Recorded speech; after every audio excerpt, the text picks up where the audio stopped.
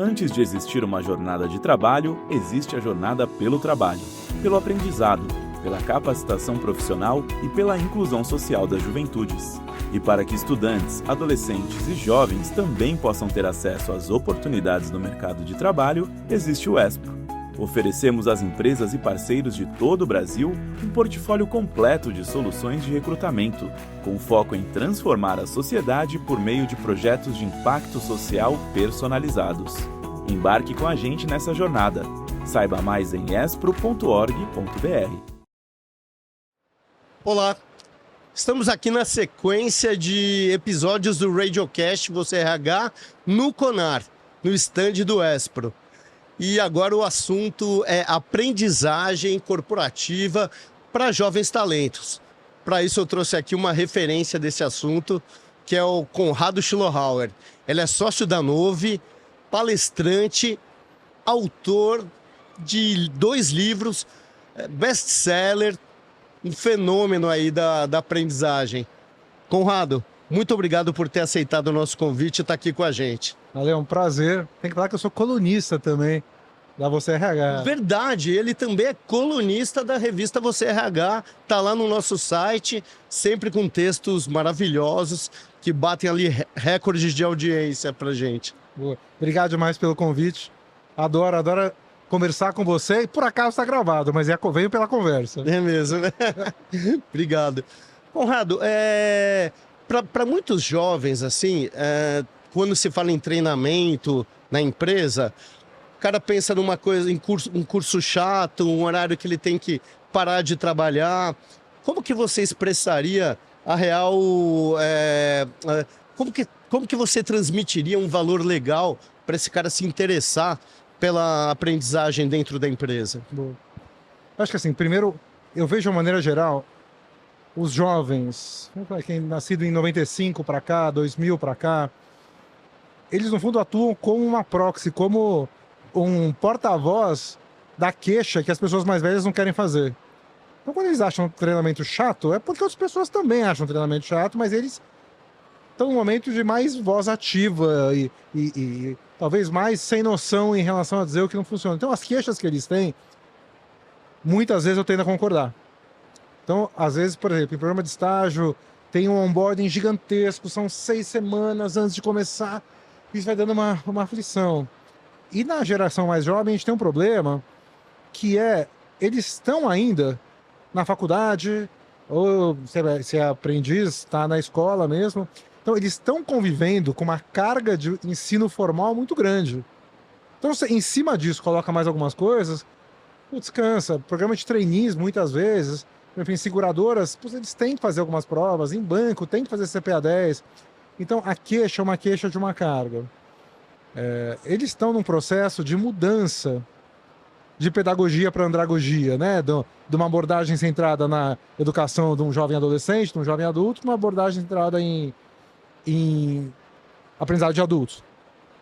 Então, acho que a primeira coisa é usar talvez as mesmas técnicas que a gente usa para adulto, é explicar o porquê que está acontecendo aquele programa de aprendizagem. Explicar o porquê que está acontecendo o treinamento. A segunda coisa é evitar, sempre que possível, a apresentação unidirecional. Acho que as palestras, 40, 50 minutos, uma intervenção que faça refletir é muito interessante. Mas o mesmo olhar de colocar um pouco de estruturas libertadoras, que são técnicas que permitem mais troca, simulação onde é possível, eu acho importante. E até os 20, 25, a gente acha que aprender é igual a estudar. No fundo, estudar é igual a ser ensinado. E alguém escolhe o que você vai fazer. Então, tem um convite para mudar e para desenvolver essa competência da autodireção da aprendizagem, do aprender a aprender. Então, acho que logo no começo, e eu fiz muitos programas de trainees para ensinar essa competência. Ensinar a escolher o que precisa aprender, a ensinar a estruturar, ensinar a criar o hábito de colocar no dia a dia o tempo de aprender. Acho que isso é uma coisa super importante. O segundo aspecto, que é a complementaridade disso, normalmente é começo de carreira. Começo de carreira você tem que estar com a antena absolutamente ligada. Então, curiosidade, que é O Fórum Econômico Mundial, quando coloca lifelong learning, aprendizagem ao longo da vida na lista deles, coloca e curiosidade. Na real, é curiosidade e lifelong learning. Então, esse exercício, você acabou de chegar. Essa geração mais nova, ela vem num mundo onde ela é muito vocal em relação às próprias opiniões, porque ela faz isso na internet, tudo ela like ou não like, então ela vai like ou não like o gestor, like ou não like o RH. Então, se a gente fala assim, putz, nesse momento não julga, segura um pouco o julgamento e desenvolve essa competência que é a curiosidade, essa capacidade de olhar e, antes de julgar, se você concorda ou não concorda, aprender, entender. Acho que um pouco dessa mistura do formal e informal é uma coisa que funciona bem. Você vê pela tua experiência essas pessoas que estão chegando cada vez mais ao mercado de trabalho da geração Z e aos primeiros cargos de liderança também, aprendendo de uma forma diferente de pessoas mais velhas? Eu acho que tem uma coisa, e é engraçado, no meu primeiro livro, eu falei que eu não gosto dessa palavra e eu vou utilizar agora porque eu acho relevante. Eu tô tendo que desaprender algumas coisas. E eu não gosto desse termo porque desaprender parece que a gente tem que escutar, a gente tem que esquecer. E desaprender é entender que o caminho que nos trouxe até aqui, muito dele não funciona. A queixa que a gente tem, Ale, putz, eu tô trabalhando demais, tem reunião paralela. A geração Z, ela não suporta isso. Um vídeo, eu não lembro de quem, de uma consultora maravilhosa, viralizou há algum tempo, eu falei assim, putz, você tá me convidando a ser tão triste quanto você? Então, eu acho que tem um pouco de uma busca. Eu vi uma pesquisa da Deloitte, nos Estados Unidos, é mundo, mas uma representação muito grande nos Estados Unidos, só 6% da geração Z quer ser líder. Eu busco uma economia, eu quero ter uma grana boa, mas não preciso também ter uma super grana, eu quero ter impacto, uma empresa que tem impacto, e eu quero ter qualidade de vida. Putz, você vai brigar com isso? Não sei. Então, eu acho que assim, o processo de aprendizado é um processo diferente, primeiro porque acho que tem um costume de buscar informação e organizar a informação de maneira muito mais ágil. Porém, a experiência, para quem está conectado, quem junta as duas coisas, só a experiência sem uma conexão com o presente é difícil. Mas quem consegue estar conectado com o presente e ao mesmo tempo utiliza a experiência que teve ao longo da vida, tem uma coisa que ao longo da vida a gente diminui o tempo de processar a informação, mas ao mesmo tempo a gente aumenta a qualidade da escolha. Então a gente vai ler menos coisa e vai saber o que ler, versus alguém que lê mais rápido. E essa pesquisa antiga no começo do lifelong learning, porque antes as pessoas achavam que ao longo da vida, com 23, você estava no seu pico cognitivo e ia caindo. Você entendeu que vai trocando. Então, é um processo diferente. E você sabe que se a gente não falar disso, a gente paga uma multa no sindicato dos podcasts, tem que falar de inteligência artificial, né? Senão a gente é multado. E o uso de IA como uma ferramenta de aprendizado ao dirigido é um absurdo, né? A gente pode depois falar um pouco disso, mas me parece que a geração está mais acostumada com isso. Falando em formas diferentes de aprender, a primeira vez que eu ouvi falar em lifelong learning foi por meio de você. E depois eu li seu livro, e agora você lançou um livro sobre Wildlife Learning. Eu queria que você explicasse para os nossos espectadores aqui do Radiocast a diferença entre esses dois conceitos e como eles se conectam com a aprendizagem de jovens talentos. Boa. Os dois termos. E mostra aí o teu livro. Esse aqui é o livro. Mostra para aquela câmera ali. O livro chama Aprendizado Incidental, o poder do Life-Wide Learning. Eu brinco, sabe por que ele não chama Life-Wide Learning, o poder do aprendizado incidental? Por dois motivos. Um motivo é porque ninguém ia comprar, né? Com lifelong learning já era difícil. eu vivi uma cena muito clássica. Você fazia isso no seu livro também, né? Vai na livraria daquela geral, não fala que é você. Nossa. Eu pegava meu livro e colocava na frente. Assim, na frente. Eu chegava com lifelong learning e eu falava assim, você tem lifelong learning? As pessoas, putz, lifelong, como é que chama o autor? Gente, Conrado Schlohauer, ninguém nem procurava. Mas tem outro motivo que a gente está falando de aprendizado incidental, que é um dos tipos de lifelong learning, eu já explico, life-wide learning. Então, primeiro, exatamente o que você me perguntou. Lifelong learning, aprendizado ao longo da vida, é um conceito. Eu gosto de definir lifelong learning como um movimento global, puxado pela ONU, para que as pessoas continuem a aprender. Durante muito tempo, a gente achava que até a segunda década de vida era o suficiente. A gente vai Piaget mesmo, Piaget vai até os 16 anos, depois é a praxis. Existe andragogia, mas não compara o que tem de estudo de educação e aprendizado infantil com aprendizado adulto. Tem muito estudo do final da vida, mas esse processo do meio era um processo abandonado. A ONU falou, precisamos. 72. Em 2004, a ONU lançou em 2000, a ONU lançou um dos relatórios e falou assim, olha, além de lifelong learning, a gente precisa de life wide learning. Wide é largo, e eu gosto de falar aprendizado ao largo da vida, e que basicamente o que ela disse, olha, quando a gente fala de lifelong learning, a gente fala muito de fazer cursos, de ler livros, mas a gente não pode esquecer o aprendizado que acontece enquanto você faz outras coisas. Enquanto você vai na igreja, enquanto você vai conversar com uma pessoa. Então, é um aprendizado que acontece enquanto você vive. A diferença do aprendizado incidental, o foco específico do aprendizado incidental, é que a gente fala de um tipo de aprendizado que acontece quase sem você querer. Então, o convite do aprendiz incidental é um convite de alguém que vai viver a vida acreditando que o acaso pode trazer aprendizado. E eu acho que quanto mais você se expõe a espaços diferentes, a cultura diferente, no livro eu falo um capítulo só de arte, melhor é a chance de você aprender meio sem querer, meio porque tá lá. Quando a gente é criança, você tem crianças sub-10, eu tenho crianças sub-18, então são fases diferentes, mas de muita busca, né? Quando a gente é adulto, a gente busca menos. A gente busca mais o que tem aqui dentro do que tem aqui fora. O Life Wide Learning tem a ver com abrir um pouco esse processo, né? Obviamente, para o jovem, o Life Wide Learning faz muito sentido.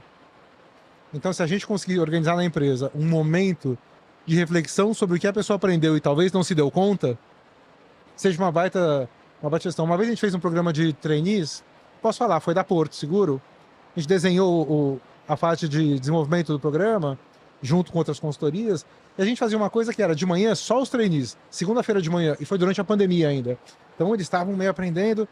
Segunda-feira de manhã, eles faziam um check-in da semana, e sexta-feira eles faziam um check-out da semana. E o check-out começava com uma reflexão individual, o que eu aprendi essa semana, hein? E terminava com uma discussão em grupo. Só isso é tão poderoso. Então, assim, a gente tem que reconhecer.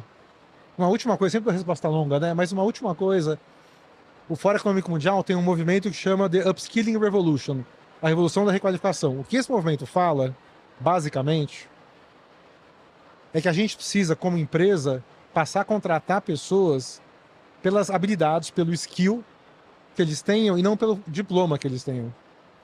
Essa habilidade adquirida, que não seja pelo diploma, é a habilidade adquirida no Life Wide Learning. Então, acho que esse é o conceito todo. E eu falo que eu dei sorte, tá? Meu doutorado foi em 2010, eu escrevi de Lifelong Learning. O movimento é de 72, quando eu lancei outro livro, em 21, estava aparecendo. Então, eu dei muita sorte de ter lançado o livro no momento que o tema passou a ter uma relevância maior. Eu queria que você desse, para ficar bem claro assim, alguns exemplos de aprendizado incidental e como que a empresa pode fazer para trazer esse aprendizado incidental para a pessoa perceber que ela pode aplicar aquilo no dia a dia de trabalho dela. Boa. A empresa fala de aprendizado incidental o tempo todo, mas não se dá conta. Então é isso, né? Tem esse mito do 70-20-10. Já vou falar por que é um mito isso.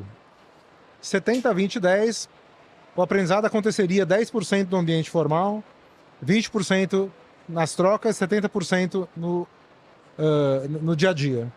Eu falo que é um mito porque, segundo o relatório da CBTD, a gente tem em média 40 horas de aprendizado formal por ano. A gente trabalha 2.000, então esses 10% são 2%. Então, se a gente não precisar misturar o que é 70% e o que é 20%, 98% do aprendizado acontece enquanto você faz outras coisas. A gente aprende a ler e não percebe que a gente aprendeu. Sabe um exemplo? Quando você pega uma garrafinha e você enche a garrafinha de água, você não sabe a hora de desligar o filtro? Quem te ensinou isso? Né? Então o cérebro aprendeu. Então a gente aprende sem perceber. Esse é um exemplo que eu queria ter colocado no livro. Sabe aquela vontade de dar? Posso colocar a mão aqui? Eu acho que é um exemplo muito claro do que é esse aprendizagem. Chama aprendizado implícito, aprendizado que acontece sem você ter a consciência de que ele aconteceu. Um exemplo de aprendizado incidental é você garantir um espaço no final da reunião para as pessoas refletirem em aprendizado. Um exemplo de aprendizado incidental é você, quando faz reunião de retrospectiva, pode ser quinzenal, mensal, bimensal. Na retrospectiva são 3 perguntas. Como é que a gente foi até agora? O que a gente pode fazer diferente? O que a gente pode fazer melhor? Como é que a gente foi até agora? O que a gente fez bem? O que a gente pode fazer melhor? Acrescenta 2 perguntas. O que a gente aprendeu nesse período? O que a gente precisa aprender para entregar o nosso próximo semana, bimestre, o que for? Um outro exemplo de aprendizado incidental. Se você, de alguma maneira, faz mais rotação das pessoas entre áreas. Um outro exemplo de aprendizado incidental, e aí você sabe também, como apaixonado da música e das artes, a gente tem levado muita gente. A gente vai até agora, como é farmacêutica, a gente vai levar as pessoas na Pinacoteca, na Pina Contemporânea, na verdade, para participar de uma exposição antes de um off-site. Eu cada vez mais estou convencido de que o contato com a arte é o que vai desenvolver as competências que a inteligência artificial está demandando, que é a sensibilidade, que é a criatividade. Eu tenho brincado, toma 2 pílulas de arte por semana. Pode ser uma poesia e uma foto, pode ser uma visita ao museu, pode ser um Netflix bom, pode ser o que for. Mas colocar arte como parte do processo de desenvolvimento é um jeito de fazer life-wide learning. Mentorias livres. Eu adoro uma empresa que chama Top to You, que tem mentoria. O modelo de trabalho dela é assim, eu sou mentor lá, a pessoa te escolhe para falar, o RH não tem nenhuma interferência no que ela vai falar, com quem ela vai falar, e tem desde o campeão de ondas gigantes até um vice-presidente de RH da empresa X, até eu que não sou nada.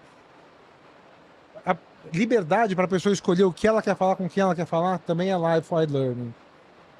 Quando a gente pensa nas ações de aprendizagem, elas são muito heterodirigidas, a empresa escolhe, autodirigida eu escolho, heterodirigido outra pessoa escolhe. Elas são heterodirigidas e formais.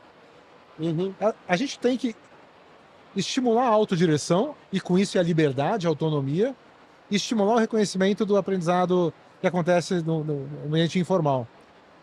Ontem, eu estava num workshop de um projeto onde está construindo o ecossistema de aprendizagem. A gente pode falar também, é da IP, eles vão ficar orgulhosos, está ficando lindo o projeto lá. E a gente estava numa sala com 20 pessoas, 6 talvez de RH, 7, sei lá, e o resto das outras áreas para participar um pouco do processo de construção do ecossistema.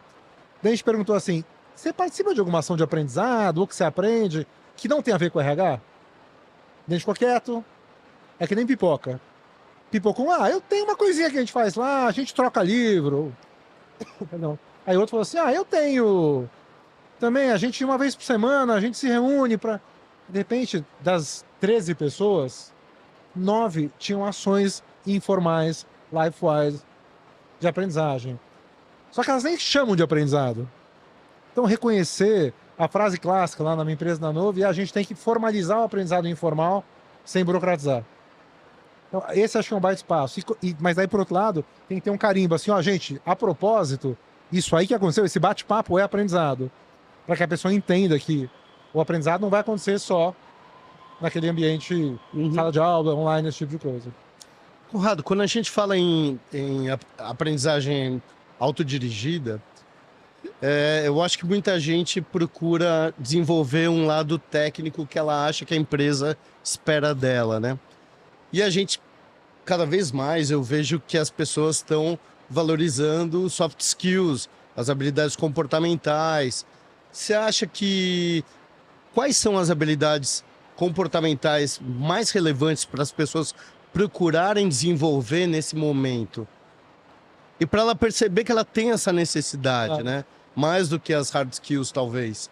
Apesar, óbvio, da importância das hard skills. Claro. Eu vi hoje uma matéria de um ex-executivo do Google. E o Google deve ter muito ex-executivo ruim, né? Porque os caras falam barbaridades. E, obviamente, tem muita gente boa. Mas ele falou que não vale mais a pena você fazer medicina ou direito. Que IA vai substituir. Ixi, então vou ter que falar outra coisa para as minhas filhas. Porque eu fico pensando, quem que vai atender o paciente no grotão da Amazônia? Quem que vai atender no sertão? Quem que vai estar embarcado num navio da Petrobras? É IA, não é IA, né? Então, gente, eu sou um usuário faminto, não sei como é que eu faria meu trabalho sem IA. Eu trabalho com ações de consultoria. Mas existem algumas habilidades, eu acho, e eu gosto muito da lista lá do Fórum Econômico Mundial, não acho que ela é finita, mas por coincidência eu falei hoje de manhã delas. A segunda dela é resiliência, que é uma palavra um pouco manjada, mas assim, vai ser difícil, a velocidade da mudança assusta.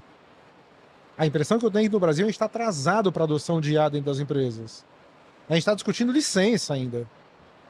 Então assim, resiliência em relação à mudança, em relação a entender que o mundo nunca mais vai ser o mesmo.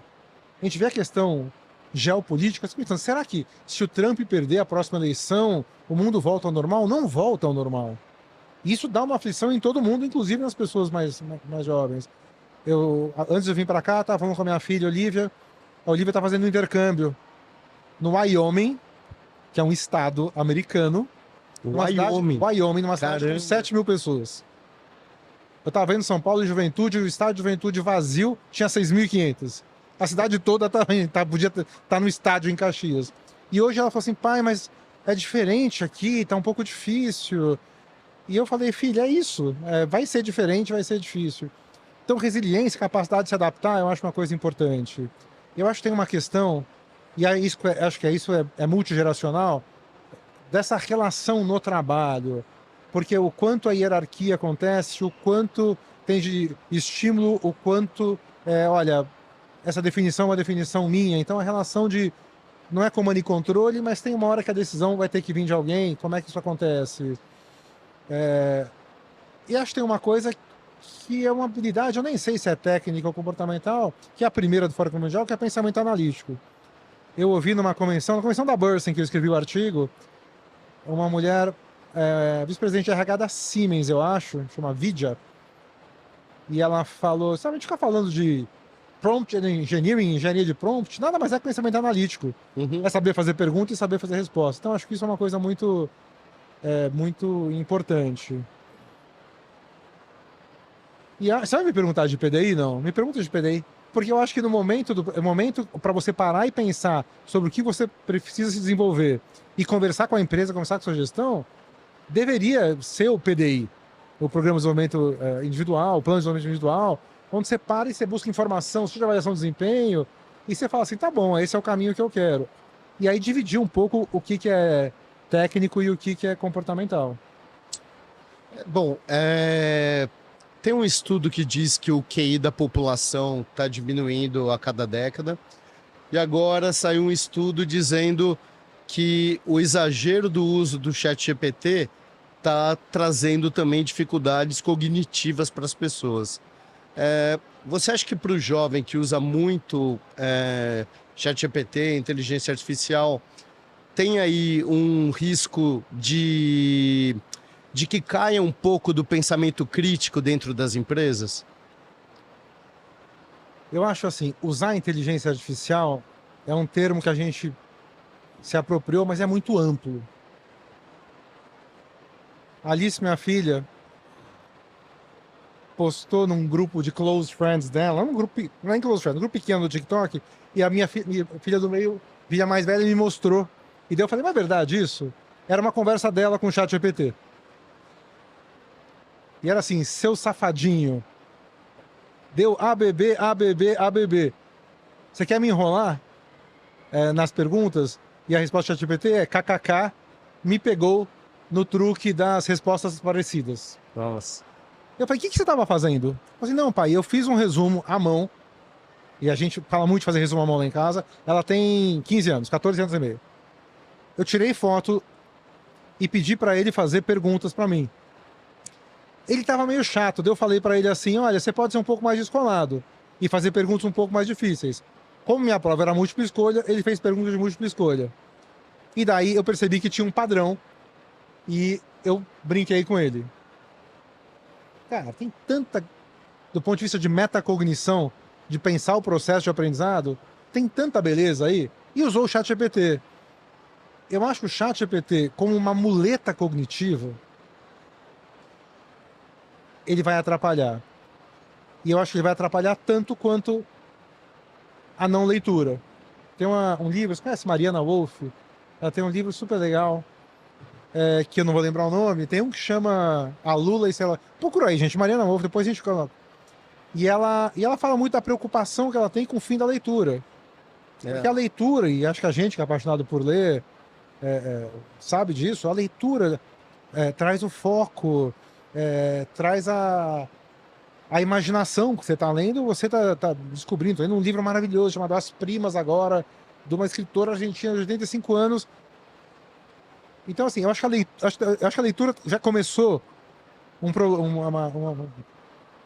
atrapalhar o nosso desenvolvimento cognitivo. Eu e um monte de gente. O ChatGPT, eu sinto em mim uma preguiça. Eu vou dar um exemplo. No meu livro, teve um pedaço que ele escreveu integralmente. Eu fui até o final, escrevendo tudo. Ele me ajudou muito em discussão. Mas eu tenho o Ale Caetano, que é meu revisor, que era uma discussão maior e melhor. Eu tinha uma revisão técnica. Mas no finalzinho, a última parte do livro, gente, é a parte que você fala assim, o que vem pela frente? Na introdução do livro, você tem que contar sobre o que você escreveu. É a última coisa que você escreve no livro, porque você precisa ter escrito para falar sobre o quê. E eu tava de saco muito cheio. Eu não aguentava mais. E daí eu falei, deixa eu experimentar. E aí eu fiquei bem... E o Ale mais chocado ainda. A gente mexeu pouco no texto, porque ele tinha todos os capítulos. E daí eu até perguntei para ele, como é que você me ajudou? Você não escreveu nada. E ele listou 8 coisas que ele me ajudou e foi maravilhoso. Então assim, eu acho que a gente corre um risco, sim, mas voltando para a coisa do pensamento analítico, eu não tenho a menor dúvida de que quem souber programar vai ter um uso muito melhor da facilidade de programação do Claude. Eu não sei se a faculdade vai ser diferente ou não. Eu não tenho a menor dúvida de que quem escreve vai ter uma capacidade muito maior. Eu não sei como é que é a adoção na sociedade de maneira geral. Eu acho que está cedo para essas pesquisas. E aí, como psicólogo cognitivo também, não ficou psicólogo cognitivo demais, mas tendo feito um administrador que fez doutorado em psicologia, com foco em psicologia cognitiva, a discussão de se QI é um bom indicador também, putz, ela tem uma discussão em relação a isso. Mas eu acho que assim, a gente... Mas é uma referência, né? A gente vou dar um exemplo, o melhor, para idioma. Uhum. Cara, para escrever um e-mailzinho para alguém, para pedir alguma coisa, eu apelo. E daí, se eu não tivesse apelado, eu ia escrever, eu ia pensar. Me parece natural que vai ter uma perda. Então, não sei se é só do QI, mas acho que é um risco. E acho que tem uma coisa, não sei se você sente isso. No primeiro olhar, parece que tá certo. Você que tem olhar de editor, certeza que no segundo olhar, fala assim, gente, tem besteira aqui. Essa frase tá perfeita, mas ela não quer dizer nada com nada. O ponto é que isso vai melhorar. Eu não sei quem disse, eu preciso saber quem disse. Eu adoro essa frase de que a gente não tem nem vocabulário para dizer o que vai acontecer daqui a 5 ou 10 anos. Então, assim, me assusta e me encanta ao mesmo tempo. E eu vejo, por exemplo, Roda Viva do Miguel Nicoleles. Acho que é uma lição de casa para entender. É um cara bem bravo com a inteligência artificial, mas eu acho que é um olhar de que a gente não sabe exatamente o que vai acontecer. Eu vi uma entrevista dele metendo o pau na inteligência artificial. E no Sam Altman, que é o fundador do OpenAI. Eu acho que assim, a gente vai descobrir o que vai acontecer. O que muda, eu acho, é que o prazo de percepção ele é muito rápido. Porque de alguma maneira, eu vejo, quando eu escrevo minhas matérias, eu vejo... É que eu tô lendo o que eu escrevi, é difícil, mas eu consigo sacar que tem algumas coisas diferentes ali. E por outro lado, quando eu termino de escrever, eu tenho um promptzão grande que é assim, olha aqui, me diz onde não ficou claro, não me enche o saco querendo mudar o texto. E volta e meia tem ideias boas. Volta e meia tem ajustes pequenos. Mas se aceita uma pessoa, não pode aceitar do computador? Acho que sim. E acho que uma última coisa tem a intenção. Uhum. Se a intenção é deixar meu texto melhor, acho que uma ferramenta boa. Se a intenção é não ter escrito o texto... ele escreveu o texto. Daí acho que é outra... Tá certo. Que conselho que você daria para um jovem começo de carreira para ele aproveitar as oportunidades de aprendizagem que existem? Voltadas para o trabalho, claro. A primeira coisa é criar essas oportunidades, assim. A lógica da autodireção, a lógica do lifelong learning é muito semelhante, eu gosto, ao uma ação física. É o dia a dia de atividade física, é isso que eu quero dizer. É muito semelhante à atividade física. Você sabe o que você tem que fazer, idealmente vai de 3 horas por dia. Eu lembro que tinha um tempo, uns adesivos que as pessoas colavam em posto de estrada, assim, acumule meia hora de de atividade física por dia. Então, 3 horas e meia por semana, eu acho um bom olhar. Então, por um lado, coloca, às vezes acabei a faculdade, ufa, graças a Deus, coloca ações estruturadas de aprendizagem. Eu fiz um post que o título era algo como: você tem que estar sempre matriculado num curso em que você mesmo vai lecionar. Então, qual que é o teu projeto de aprendizagem agora? Uhum. E, idealmente, vincula esse projeto a uma entrega para o mundo. Pode ser um artigo no LinkedIn, pode ser... o exemplo que eu dou em palestra, em vez de fazer um curso de marcenaria, decide fazer uma cadeira. Em vez de aprender os tipos de madeira, então tem que ter um projeto, uma entrega que vai materializar um aprendizado específico. Trimestralmente, pensa o que você quer fazer. Eu acho que tem que fazer parte da sua vida. Acho que uma segunda coisa é, nas outras horas acordado, se insere em ambientes que vão ser estranhos, interessantes para você. Tá Legal. no mesmo lugar, fazendo as mesmas coisas, é muito difícil ter algo diferente, né? Voltando a falar de arte, eu acho que... E arte, gente, pode ser Netflix, pode ser... Mas, putz, ir pro cinema é mais chance de acontecer alguma coisa. A frase que começa no meu livro é: o acaso favorece os aventureiros. Então, ser aventureiro como aprendiz... E é engraçado, tem gente que traduz life wide, fala life wide, wide de largo, com life wild, de selvagem. Eu adoro essa mistura. Talvez esse livro devesse até chamar Life Wild Learning, que é um termo que é mais um erro de digitação ou de escrita. Mas ter essa busca de fazer diferente, de fugir um pouco dessa sociedade cômoda, onde a gente não vai no supermercado porque tem o Rap Turbo, que em 8 minutos traz o ovo. E no caminho do supermercado, talvez você pudesse conhecer alguém. E no meu livro eu falo de um cara que chama Bandura, gosto muito, muito, muito dele, Albert Bandura, um psicólogo canadense. E ele estudou o acaso porque ele conhecia a mulher dele, por acaso. Então, assim, no começo da carreira, se exponha, vai para reuniões, vai para lugar, vai para evento. Eu conheci, no meu livro eu conto essa história, é um pós-fácil. Eu conheci uma artista maravilhosa, Jane,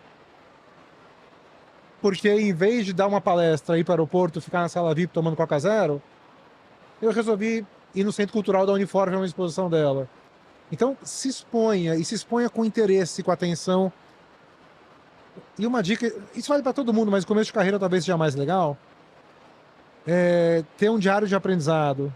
2 vezes por semana, escreve à mão, pega um caderninho bem legal, 2 vezes por semana, escreve o que você está aprendendo. Não o que você fez, o que você está aprendendo.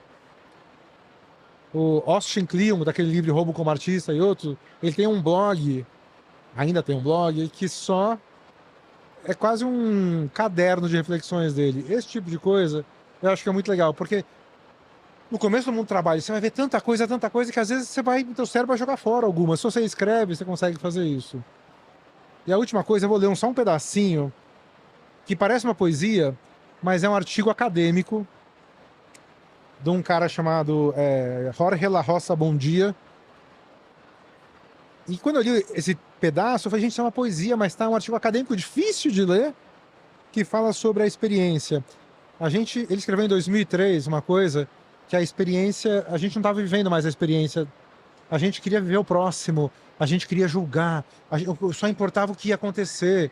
E ele escreveu isso daqui: a experiência, a possibilidade de que algo nos aconteça ou nos toque, requer um gesto de interrupção. Um gesto é quase impossível nos tempos que correm. Requer parar para pensar, parar para olhar, parar para escutar. Pensar mais devagar, olhar mais devagar, escutar mais devagar. Parar para sentir mais devagar, demorar-se nos detalhes. Suspender a opinião, suspender o juízo, suspender a vontade, suspender o automatismo da ação. Cultivar a atenção e a delicadeza. Abrir os olhos e os ouvidos. Falar sobre o que nos acontece. Aprender a lentidão. escutar os outros, cultivar a arte do encontro, calar muito, ter paciência e dar-se tempo e espaço. Acho maravilhoso. Nossa, é um poema mesmo. É um poema e é uma frase ali no meio do artigo acadêmico. Porque o que ele fala, o artigo é sobre o saber da experiência. O que é o saber da experiência? É o que fica na gente quando a gente vive, é o aprendizado que está enquanto a gente está vendo. Os primeiros, sei lá, dos 20 aos 35 é onde você vai fazer muitas coisas, mas se você não tiver essa calma, não estiver preocupado em só o que vem pela frente, em dar opinião, em tirar foto, essa presença. E você me conhece, eu sou o cara mais 1000 janelas abertas ao mesmo tempo, é difícil para mim. Mas esse cara escreveu em 2003, antes de rede social, antes de smartphone, porque percebeu um traço na sociedade onde você não deixava a coisa acontecer. Tipo, tá numa reunião, tá lendo um relatório, tá fazendo uma apresentação, faz de verdade. Isso faz muita, muita diferença. E uma última coisa besta que é dormir. O aprendizado, ele se consolida, né? Quando o nosso cérebro estabelece um novo caminho, resumindo muito, os neurocientistas que me desculpem a simplificação, mas no fundo a gente reorganiza a maneira como o cérebro opera e quando você vai fazer alguma coisa, você faz do jeito novo que você aprendeu. Então isso acontece enquanto você dorme. Eu vejo muita gente, não só jovem, se sabotando antes de dormir por causa do celular. Scrolling is the new smoking. Scrollar é o novo É fumo. mesmo, né? Verdade. No livro eu falo de uma doença que chama nomofobia.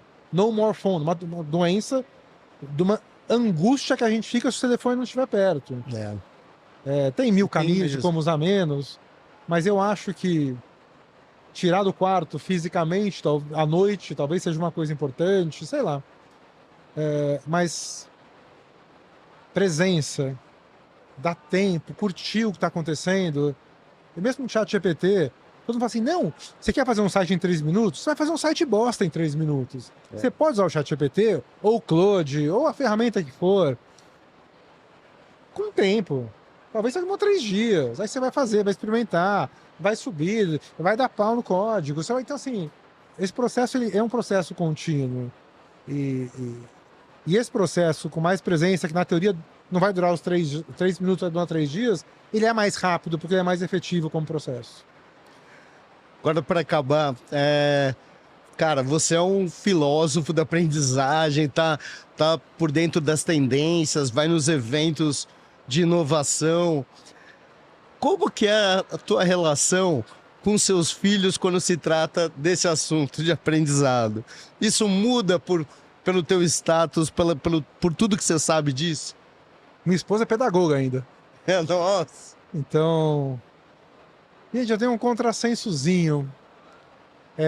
Para mim, escola, ele tem um papel educacional, mas ele é um rito dessa sociedade.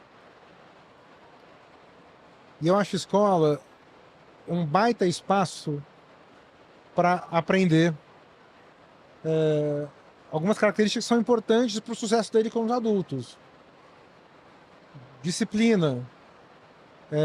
E disciplina não disciplina de sala de aula, disciplina de você se organizar, saber o que fazer, quando fazer.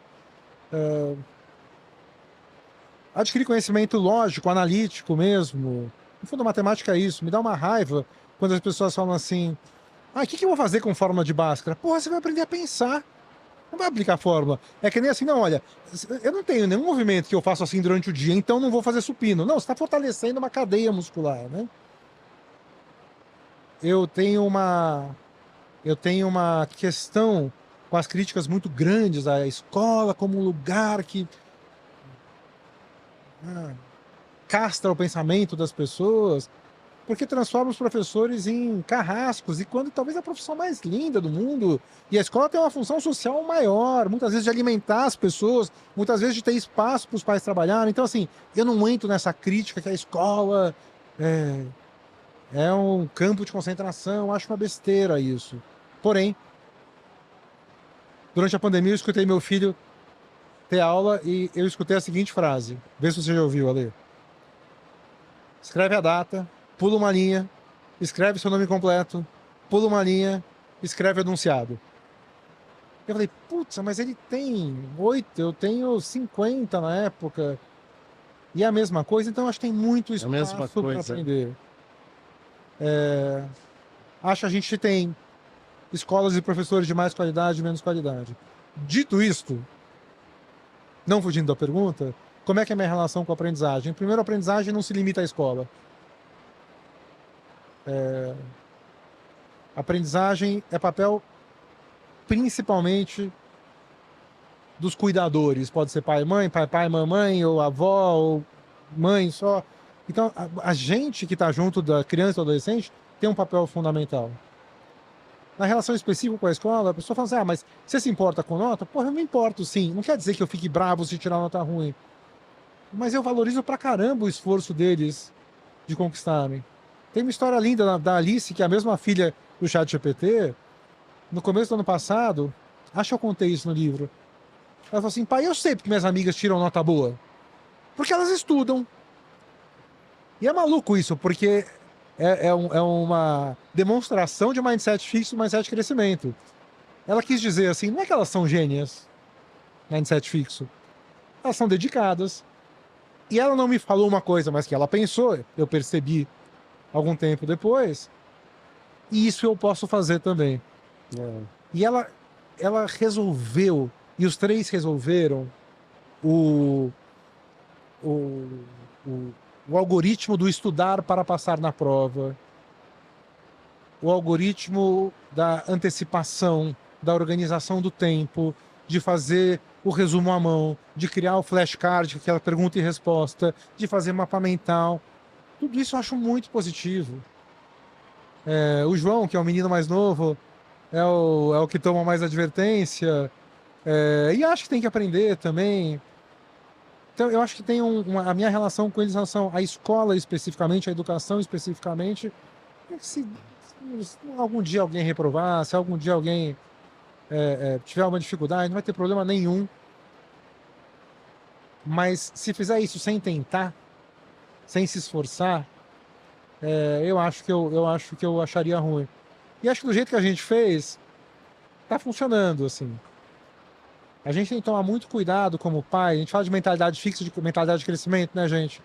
Lembrando, mentalidade fixa é quando você acha que as pessoas nascem com aquela habilidade. Mentalidade de crescimento é quando você fala, não, as pessoas podem conseguir melhorar a partir do esforço delas, né? Isso é péssimo com a gente. Eu te contei, né, que eu tive mentalidade fixa pro baixo. Eu sempre fui meio mais ou menos com baixo e eu parei de estudar. Daí quando eu voltei, eu melhorei. Tipo, burro, fiquei 30 anos sem estudar. Porque eu achava que eu não tinha jeito. Se você acha que você não tem jeito para IA ou para qualquer coisa, tem jeito. Melhor do que você é, você pode melhorar sempre. E muitas vezes a gente terceiriza isso no nosso colaborador, no nosso filho. Acha que ele não tem jeito para isso. E isso ferra. Então eu tomo muito cuidado para isso. Verdade.